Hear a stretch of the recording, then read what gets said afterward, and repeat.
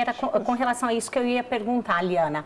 O amor é o mesmo, claro, né, para todos os filhos. Mas houve necessidade de fazer algumas adaptações aí na dinâmica da casa com eles? Não especificamente na dinâmica da casa, mas tem algumas especificidades mesmo de como funciona o cérebro do Down, que a gente teve bastante orientação. Eu também, como jornalista, eu acabei procurando muita informação, né, que as pessoas, nós participamos inclusive de congressos internacionais, ouvi palestras e realmente a gente vê que existe uma diferença no funcionamento. Quer dizer, esse cromossomo a mais, ele altera a maneira do Down pensar, né? Então tem umas partes do cérebro que funcionam bem, outras que não funcionam tão bem. Então o Daniel sabe, por exemplo, essa diferença, né, Daniel? Explica para eles aí, por exemplo, o que a gente teve que adaptar para você conseguir aprender. Bom, nós temos um ajudante, que no caso é a tecnologia. E isso é, claro, eu menciono a calculadora, que é um dos nossos ajudantes. Porque essa calculadora pode mostrar resultados mais rápidos do que um professor, blá blá blá, no teu ouvido. Explica a diferença das memórias, Daniel. Qual é a memória boa e qual é a memória ruim do Down? Bom, no cérebro de pessoas que têm Down, tem duas áreas. Uma é da memória auditiva, que no caso não é muito boa não. Porque fica só no blá blá blá, do blá blá blá. Mas não ensina nada, então é um teste total. Mas a memória visual, como os olhos aqui, são simples de entender, de aprender coisas visuais que as pessoas têm. E é por isso que o resultado vem mais rápido do que ficar só no blá blá blá.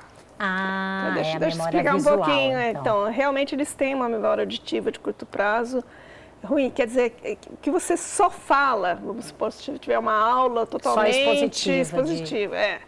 Ou se contar uma história, quando você está no meio da história, o Down já esqueceu o começo da história. Porque a memória auditiva realmente é uma parte do cérebro que não funciona muito bem. Então, o que você pode apoiar? Da mesma forma que uma pessoa com deficiência visual vai se apoiar no Braille, ou uma pessoa que tem dificuldades na fala vai se apoiar em Libras, o Down, na verdade, ele precisa se apoiar na memória visual, que é boa. Então, se você vai dar uma aula de história, vai mostrar lá o Dom Pedro, fala, olha, esse aqui é o Dom Pedro, então você apoia aquilo que você está falando em imagens, que podem ser imagens de vídeo, pode ser imagens de fotografia, pode ser figuras de quadros, enfim, não importa muito. O que importa é que esteja associada à narrativa... Com imagens. A imagens, porque aí ele vai gravar na parte do cérebro que trabalha com a memória visual e vai aprender. Então, nós usamos com o Daniel muitas fotografias, muitas. O Daniel tem álbuns e álbuns de fotografia, do tipo assim, por exemplo... Mega velhas. Na pré-escola, por exemplo, ele tinha que aprender que ele era para entrar na pré-escola, pendurar a mochila dele num certo lugar da classe e ir para sentar sem a mochila, enfim. E ele tinha dificuldade disso. Então, o que nós fizemos? Fizemos um álbum. Daniel entrando na escola. Daniel no corredor da escola. Daniel chegando na classe e pendurando a mochila. Foram até a escola e fotografaram esses espaços todos. Ele como protagonista, quer dizer que ele se via nas fotos e fala assim. E aí foi fácil dele entender o que ele precisava fazer. O que se esperava dele. Isso em todas as partes de educação, quer dizer, realmente muitas coisas, a gente acabou... Eram escolas especiais, Liana? Não, o Daniel sempre frequentou escolas normais, desde a escolinha da pré-escola. E como que foi aí essa integração dele, digo, por parte das escolas propriamente? Teve momentos que houve dificuldades, porque aí, de todo modo, todo o conhecimento dele tem que ser feito dessa forma adaptada. Dá para as escolas adaptarem e, na verdade, quando você tem um Down na classe, né, vamos dizer assim, se você adapta a aula de maneira que o Down entenda, se ele entendeu, todo mundo vai estar entendendo. Muitas vezes o professor dá aula e só metade da classe está entendendo, mas não são feitas adaptações nem nada, né? Então, o fato de ter um aluno Down na classe não é um atraso para os outros estudantes, é, na verdade, uma vantagem, porque realmente aquilo vai ser explicado, o conteúdo vai ser dado de uma forma que todos vão poder entender. E no caso, por exemplo, a matemática, que ele estava mencionando aqui, a calculadora. Então, a matemática, eles realmente também têm uma dificuldade objetiva, que é a dificuldade do raciocínio abstrato. Então, você tem que fazer algumas adaptações, como, em alguns casos, por exemplo, ele tem que saber qual raciocínio tem que ser feito, qual é a conta que tem que ser feita, mas a conta em si ele faz na calculadora. Tá. A história do Teorema de Pitágoras, que é uma equação, quer dizer, ele fala assim, bom, a equação não dá para ele demonstrar, mas geometricamente dá, porque você põe lá o triângulo, põe lá os quadradinhos que cabem no triângulo e a demonstração fica clara. Não só para o Daniel, fica claro para todos os alunos Tanto que o vídeo foi estão feito justamente com essa intenção, né? Então, foi uma adaptação que o professor fez e que depois ele falou assim, olha, eu queria o vídeo para usar com os demais alunos, inclusive das classes que não tinham Down. Sim. Porque ficou muito mais evidente. Você permite, Dani? Claro, Hector. Manda ver, você merece. Você merece, professor especial, né? Foi isso que eu falei para ele, porque, afinal de contas, ele foi uma das pessoas, um dos professores que tinham sempre uma paixão por Downs. Agora, é evidente que há muitas dificuldades, porque tem professores ou tem, enfim, diretores, né, que não estão disponíveis para fazer o que é necessário, né? Então, às vezes, realmente eram pessoas que não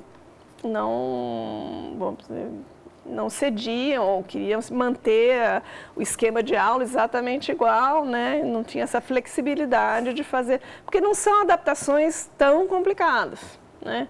Às vezes, por exemplo, na alfabetização dele, ele foi alfabetizado com palavras com letra bastão, que são as maiúsculas, né? Então, se você apresentasse uma prova redigida com letra imprensa, que é maiúsculas e minúsculas, ele não ia conseguir ler. Quer dizer, qual que é a adaptação enorme que eles têm que fazer? Uma lupa. É pegar, fazer dar uns 2 Ctrl ali no texto e transformar tudo em caixa alta, porque os outros vão ler, e ele também, né? Então, às vezes, são adaptações que não são assim, muito complicadas, só que você precisa saber o que deve ser feito. E passar o que deve ser feito, às vezes... quer dizer, no nosso caso, teve que vir muito da família, né? A gente tinha também um trabalho com mediadoras, né? Pessoas que trabalhavam com o Daniel, faziam a lição de casa, etc., né? E que, enfim, fazia uma interação entre a família e a escola, né?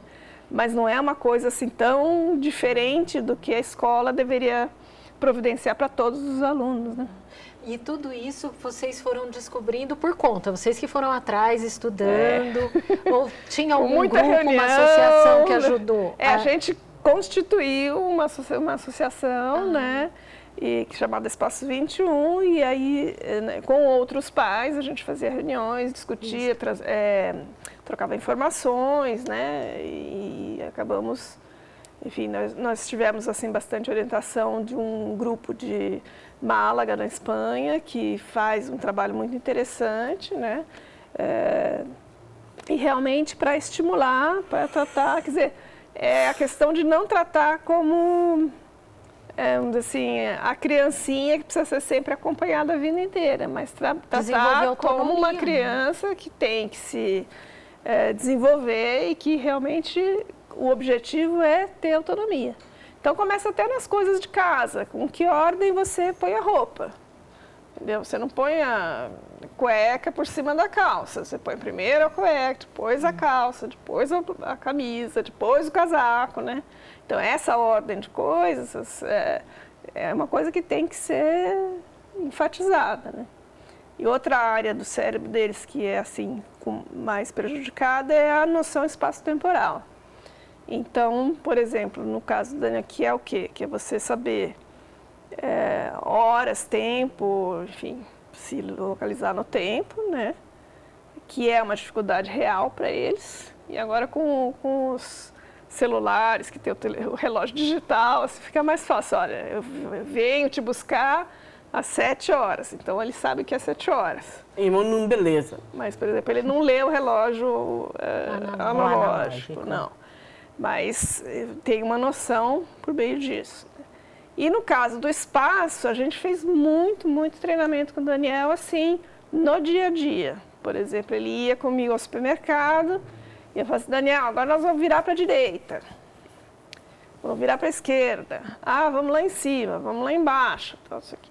E principalmente que a gente organizava toda a Páscoa, era mapas. A gente mora numa casa que tem um quintal grande, né?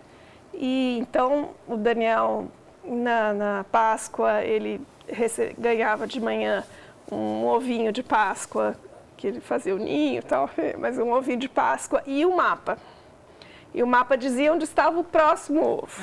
Era um caça. E o mapa era assim, realmente, você sobe, passa por cima da cadeira, passa por baixo da mesa, vira à direita, vira à esquerda, olha para cima, olha para baixo. Então, é tudo para dar essa noção do que ele tinha que fazer. E aí ele achava o ovinho e mais um mapa. E toda Páscoa tinha 10 ovinhos e 10 mapas. E ele ia procurando, então, com os irmãos, inclusive, fazer uma caça ali aos ovos de Páscoa, que era, na verdade, um treinamento para ter essa noção de espaço, né?